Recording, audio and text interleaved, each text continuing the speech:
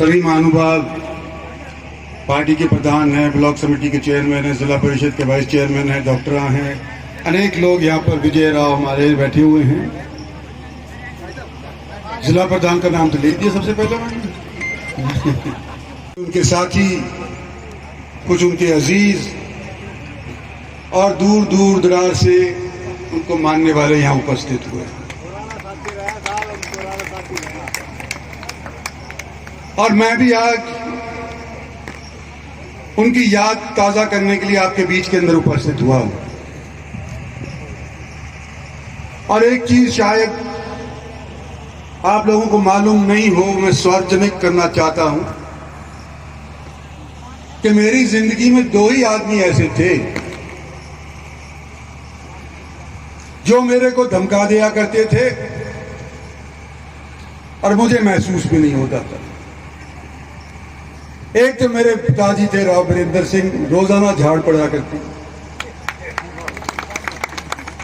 लेकिन सुननी पड़ती थी, हम छोटे थे, गलती भी करा करते। और दूसरा सुमेर नंबर का, कद में छोटे थे लेकिन मेरी आंखों में बहुत बड़े थे और मैं उनकी सारी बात सुनता था। लेकिन मुझे आज तक एक बात का मलाल है कि जो उन्होंने चाहा था अपनी जिंदगी के दौरान, वो मैं पूरा नहीं कर पाया। उनके बेटे बड़े हो गए, चेयरमैन भी रह गए। इनको कहा करते थे नंबरदार साहब कि तू जाया करता क्यों नहीं, इंद्रजीत से कहता क्यों नहीं। और ये जब कहते कहते हार जाते, मेरे हाथ उस तौर के ऊपर अमल नहीं करवा पाते थे, तो खुद आकर के चाल लाठी ले ली थी, लेकिन पकड़ करके आकर के मेरे को समझाया करते थे। मैं आज उनकी याददाश्त के अंदर ये कहना चाहता हूं,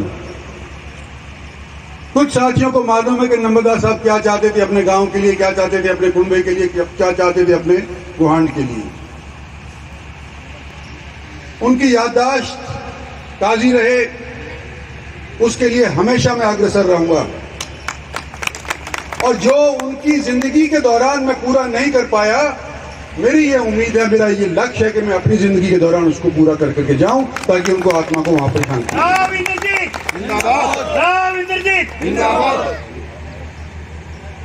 समय बदलता है, समय के अनुसार इंसान बदल जाते हैं, और जो हमारे बुजुर्गों के अंदर एक मान सम्मान अपने साथियों के प्रति था, अपने बुजुर्गों के प्रति था, जो प्यार प्रेम अपने इलाके के प्रति था, शायद दायरा बड़ा होने की वजह से उतना इस नई वाली जनरेशन के अंदर शायद ना हो, क्योंकि समय बदल गया है।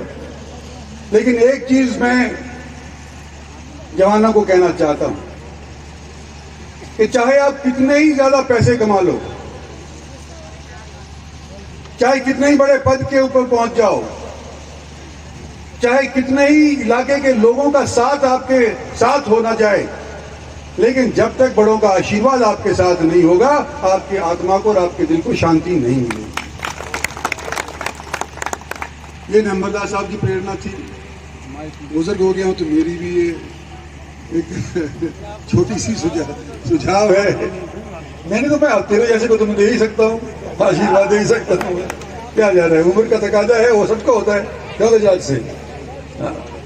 तो आज आपके बीच में आकर के बड़ी मुझे खुशी हुई है। जो मान सम्मान पांचों गांव की तरफ से मुझे दिया गया, आज तो इस अवसर पे दिया गया था, जरूरत नहीं थी, क्योंकि आप लोगों ने पहले ही मेरे को आशीर्वाद दे रखा है। जब मैं बना हूं एमपी, बार बार आप लोगों के सहयोग और साथ की वजह से ही बना हूं।